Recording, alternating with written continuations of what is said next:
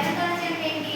Ladies. Okay, ఇప్పుడు మనకు ఎందుకు డ్రగ్స్ యూజ్డ్ ఇన్ ఆబ్స్టెట్రిక్స్ అని వచ్చింది అంటే ప్రెగ్నెన్సీ పీరియడ్లో కొన్ని కాంప్లికేషన్స్ వస్తాయి. ఓకే, నార్మల్గా అయితే మనకి అనీమియా ఇలాంటి సింపుల్ ప్రాబ్లమ్స్ వస్తాయి. కొంతమందికి హైగా హైపర్ టెన్షన్, గెస్టేషనల్ డయాబెటీస్ ఇవి వస్తాయి అన్నమాట.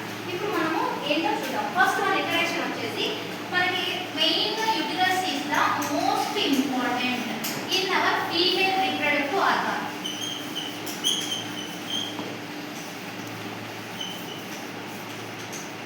ఫీమేల్ రీప్రొడక్టివ్ ఆర్గాన్లో మనకి ఎక్కువగా ఇంపార్టెంట్ ఏంటి?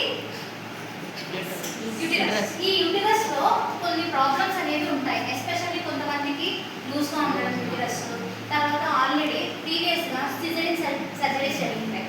సిజరీన్ జరిగినప్పుడు మళ్ళీ బేబీ ఓవర్ వెయిట్గా ఉన్నప్పుడు యూటిరస్ ఎక్కడానికి స్టిక్స్ అనేవి ఎగిపోతాయి అన్నమాట. దానివల్ల ప్రాబ్లమ్స్ వస్తాయి. ఇప్పుడు మనము ఖచ్చితంగా యూటిరస్ యొక్క హెల్త్ని డిటెక్ట్ చేసుకోవాలి.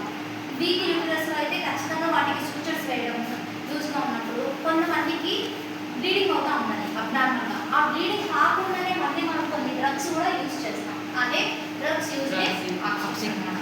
ఇక్కడ మనకి మెయిన్గా వచ్చేసి ఏమేమి డ్రగ్స్ యూజ్ చేస్తామంటే థియోఫిలిన్,